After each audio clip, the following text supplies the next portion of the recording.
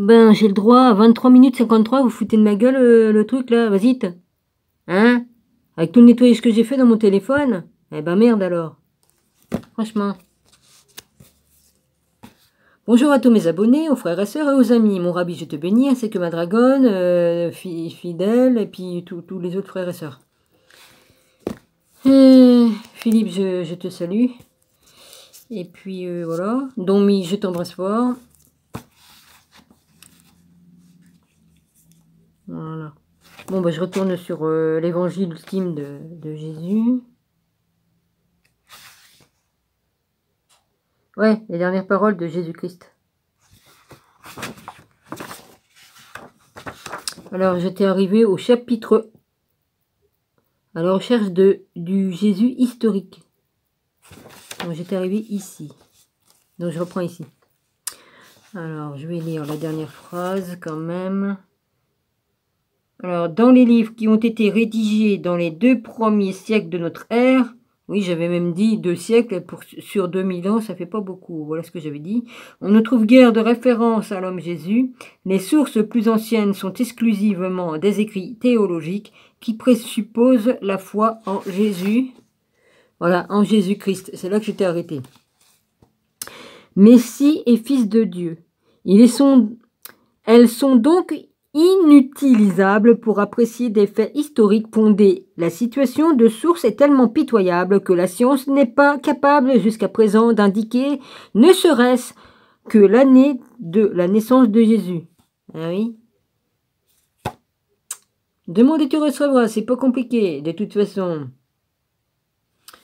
Avec votre carbone 14, vous pouvez vous le mettre là où je pense, parce que c'est de la connerie, c'est le carbone 14. Il y a eu beaucoup de mensonges. Depuis le début de la chute, hein, il n'y a eu que des mensonges. Hein. Les déchus qui étaient sur Terre, les anges déchus, là, qu'on foutu leur merde, ils ont tout cafouillé partout pour bien effacer la vraie histoire. Hein. Sans compter le Vatican, hein, qui s'est approprié des livres dans lesquels il y avait tous les secrets, hein, et puis toutes les sectes de tout ce qu'on veut bien.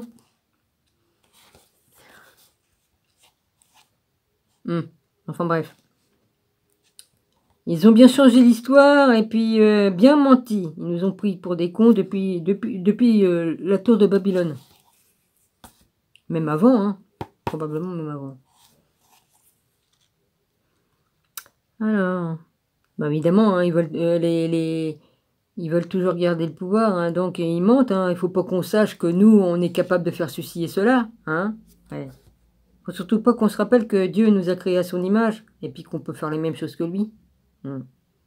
Créé par l'esprit de créativité, on l'a en nous aussi. Hein.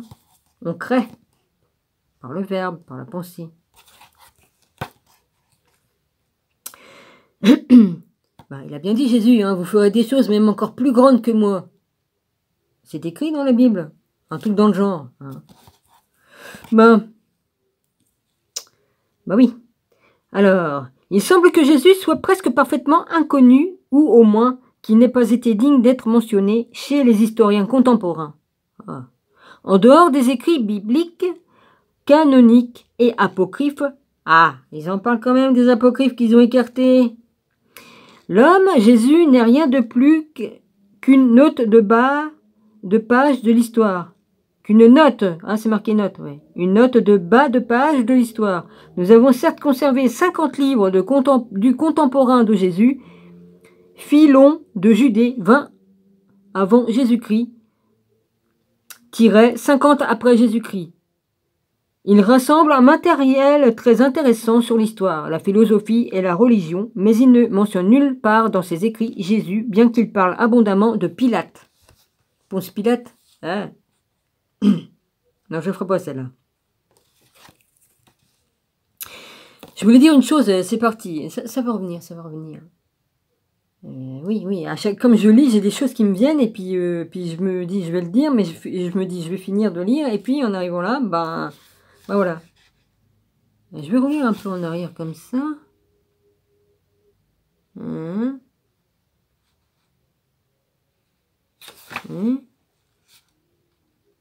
Oui.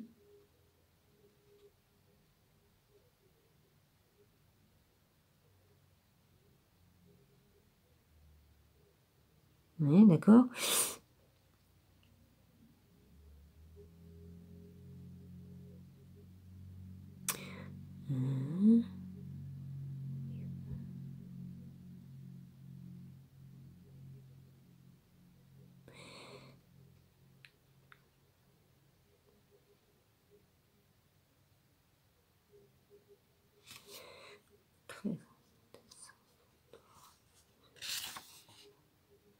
Bon, déjà, Jésus, la religion, ce sont les hommes qui l'ont fait, déjà.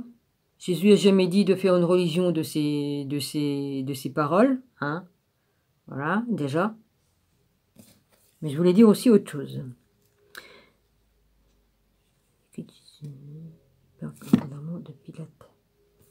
Bon, voilà. Je voulais dire autre chose, mais c'est pas grave. Bon, déjà ça. Ouais. De toute façon, on peut savoir la vérité. Hein. Faut lire tous les livres. Et puis, chercher le calendrier, le vrai calendrier qui se trouve dans le livre d'Enoch. Et vous avez les vraies dates. Par rapport, parce que lui, les dates sous Enoch, c'est du temps d'Enoch, le calendrier marchait avec le soleil et non avec la lune. Ouais. Déjà, ça fait une différence. Hein. Bon, déjà ça, c'est dit. Bon, je continue. Excusez-moi pour l'arrêt, mais bon, je suis obligée pour essayer de retrouver le fil de ce que je voulais dire, mais voilà. Hein.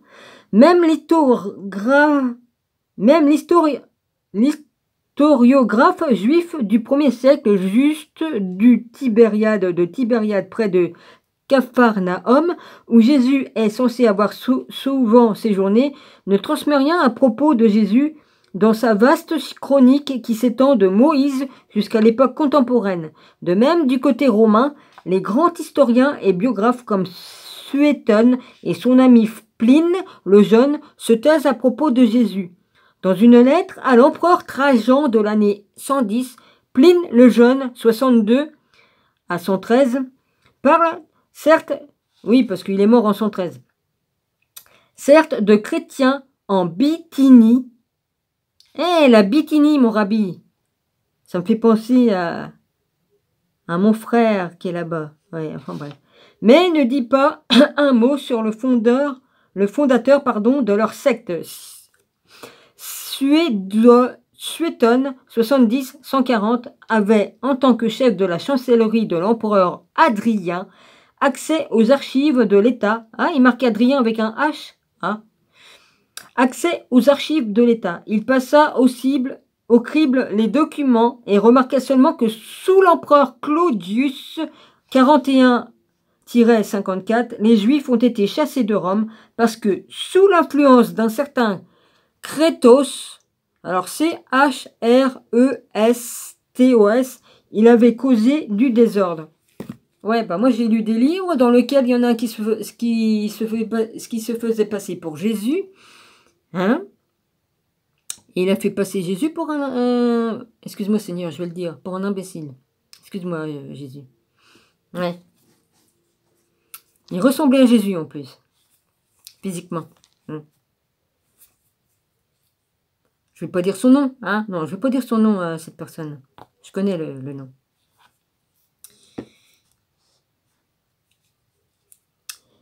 Alors, la mention de Jésus que l'on trouve aussi chez Tacite, 155 ou 116, le dernier grand historiographe romain,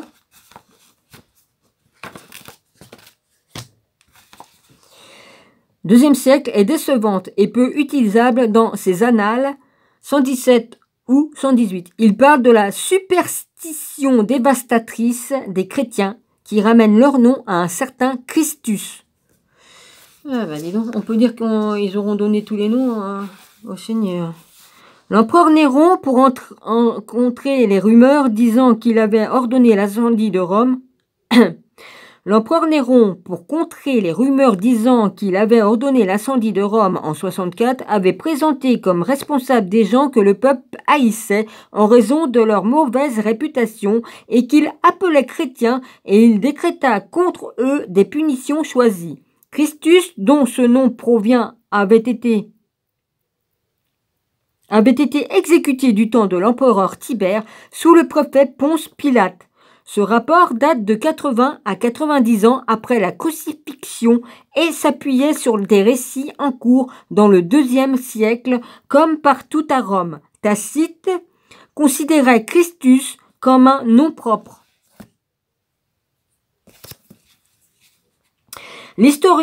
L'historiographie juive Joseph ben Matthias, qui était devenu citoyen romain et avait pris le nom de Flavius Joseph, publia en 93 son ouvrage Antiquité juive. Une sorte de vision du monde depuis la création jusqu'à l'accession au pouvoir de l'empereur Néron.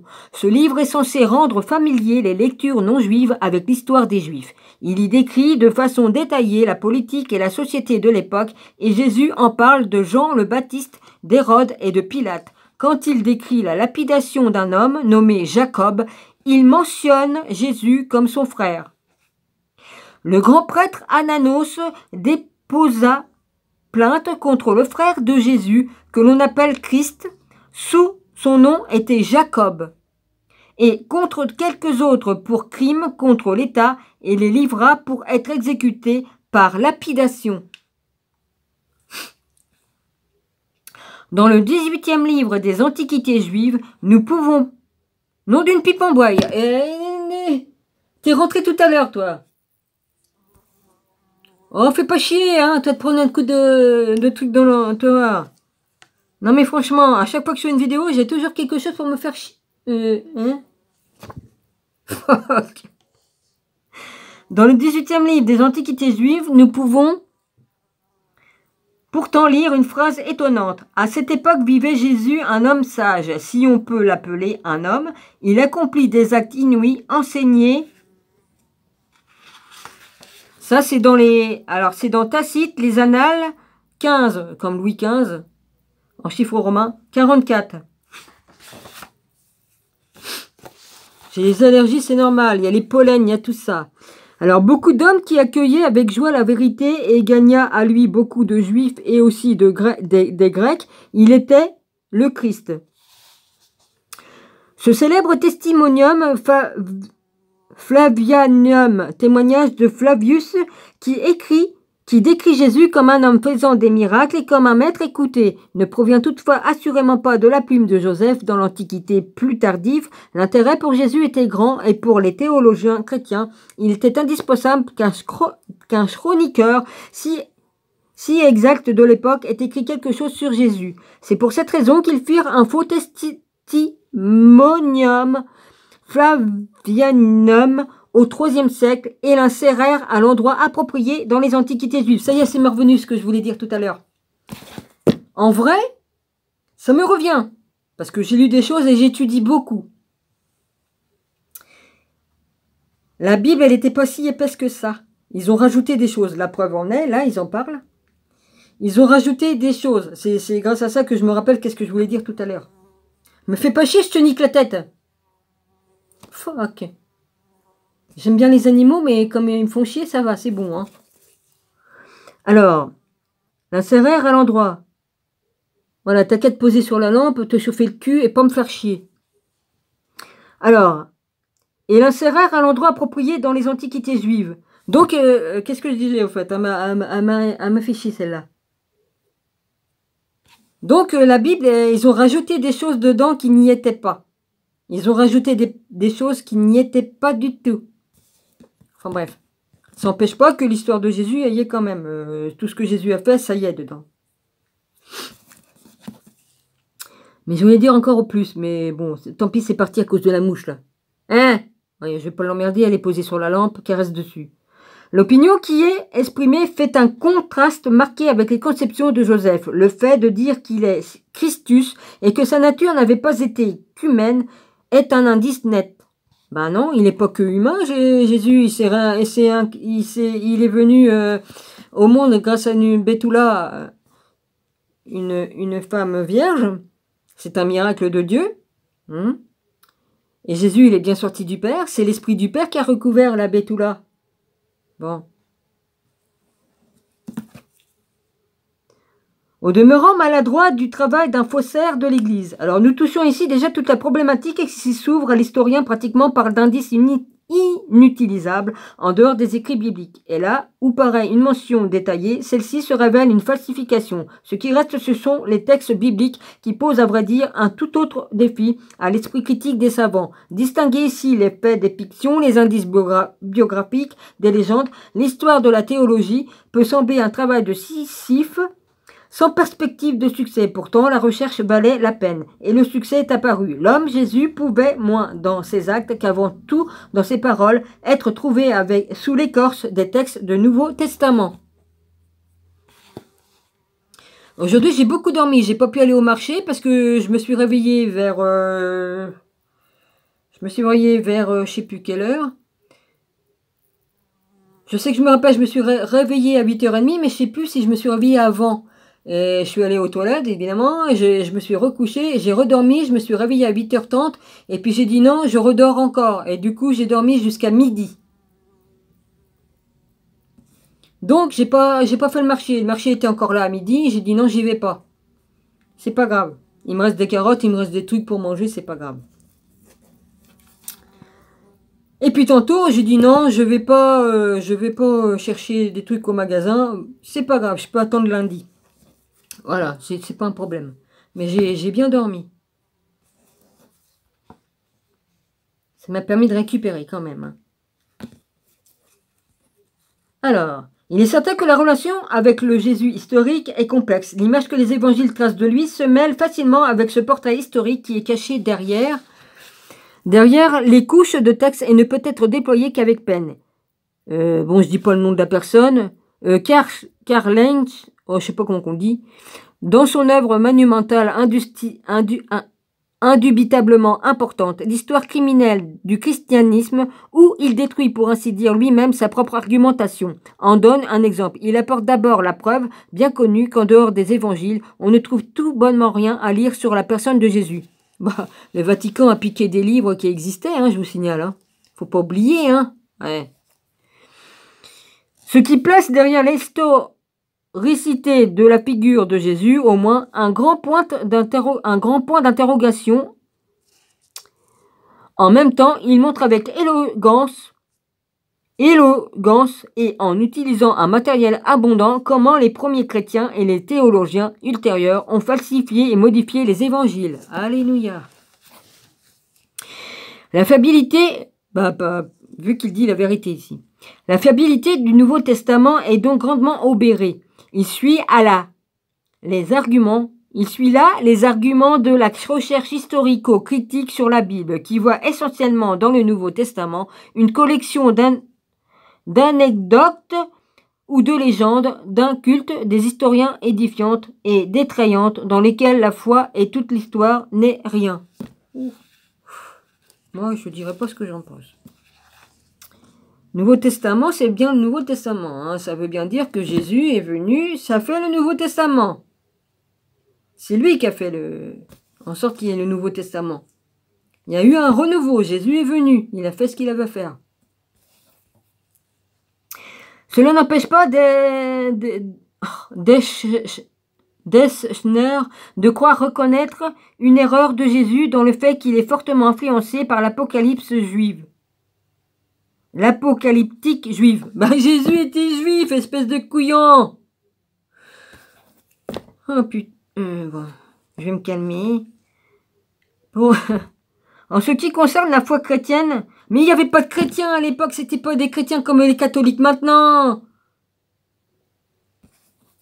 Il faut pas mélanger le maintenant et puis le avant. Les chrétiens d'avant avaient rien à voir avec ceux de maintenant. Ça n'a rien à voir, c'est pas la même branche. Oh, il résume le germe de cette foi et justement l'erreur de Jésus concernant la fin du monde directement imminente. Mais ils n'ont rien compris au film. Ainsi, rend de nouveau historique Jésus en le faisant passer par la porte de derrière pour pouvoir lui imputer ce reproche central. Il est vrai que l'historicité de Jésus peut être attachée avant tout à ses paroles. Ils n'ont rien compris au film. Mais justement, les passages des évangiles qui font apparaître un Jésus apocalyptique, la recherche moderne l'a montré, sont des injonctions provenant d'une élaboration rédactionnelle plus tardive des évangiles. Ce n'est pas Jésus qui se trompait quant à la fin du monde qui était imminente. Ben non, il s'est pas trompé.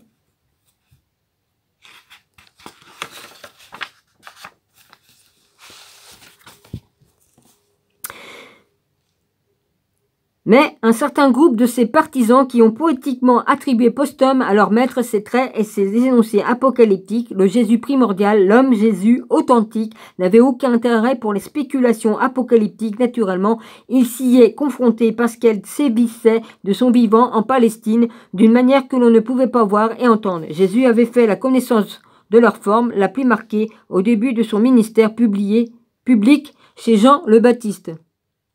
3 minutes il me reste. Les débuts de la critique scientifique de la Bible juste très avant, dans le XVIIIe siècle, les textes du Nouveau Testament, y compris pour les esprits relativement critiques, étaient au fond intangibles car ils étaient considérés comme des écritures saintes. La confrontation critique avec la Bible a commencé seulement en 1500 après Jésus-Christ avec la Réforme. Mais foncièrement, elle modifiait encore peu de choses. Pourtant, la Réforme a préparé le sol à une confrontation érudite avec les textes bibliques par-delà la pure foi. Les chercheurs catholiques, en revanche, ont été empêchés jusqu'à aujourd'hui par une décision du Concile de Trente au milieu du XVIe siècle de pratiquer un examen complètement libre du Nouveau Testament. Il y est dit que personne dans les affaires de foi et de morale qui relèvent de l'édifice de la doctrine catholique n'a le droit d'expliquer la Sainte Écriture contre les sens que la Sainte Mère, l'Église, a reconnu et reconnaît, à laquelle il revient de juger de vrai sens et de la véritable exégèse des Saintes Écritures. Et cela, la Sainte Mère, l'Église, c'est-à-dire les chefs de l'Église catholique, en sont doute la plus mal placée pour examiner l'authenticité historique des textes. Au premier concile de Vatican, encore en 1870, le dogme de l'infaillibilité de la Bible fut confirmé, le tabou touchant au rapport érudit avec le Nouveau Testament fut donc principalement brisé par le parti protestant. Il est vrai seulement dans le sillage de l'Oflagrun, dans la confrontation critique avec l'histoire de la document historique, se fut emparé de ce thème aussi. Je sais pas, l'off, après L, virgule, A majuscule, U, F, K, L, A avec 2 points dessus, R, U, N, G. Voilà, je sais pas le prononcer. Voilà. Le point de départ de cette évolution doit être vu dans le courant principal de la philosophie de cette époque, soumettre tous les intérêts humains importants au dictat de la raison. La pensée religieuse ne devrait pas y faire exception. On parle de ce contexte de déisme. Ce que l'on appelle la déisme anglais a exercé une influence particulière sur la science biblique naissance en son temps. C'est pas étonnant, les Anglais. La reine. Oh mon Dieu. T'as pas fini, toi? Voilà, ben il reste plus que 33 secondes. Donc, je vais vous dire au revoir. Je vais reprendre ici. Je vais mettre une petite croix ici pour savoir que je dois reprendre d'ici. Et voilà. Page 25. Voilà, je vous embrasse tous. Soyez tous bénis. Voilà, gros bisous à tous. Et voilà.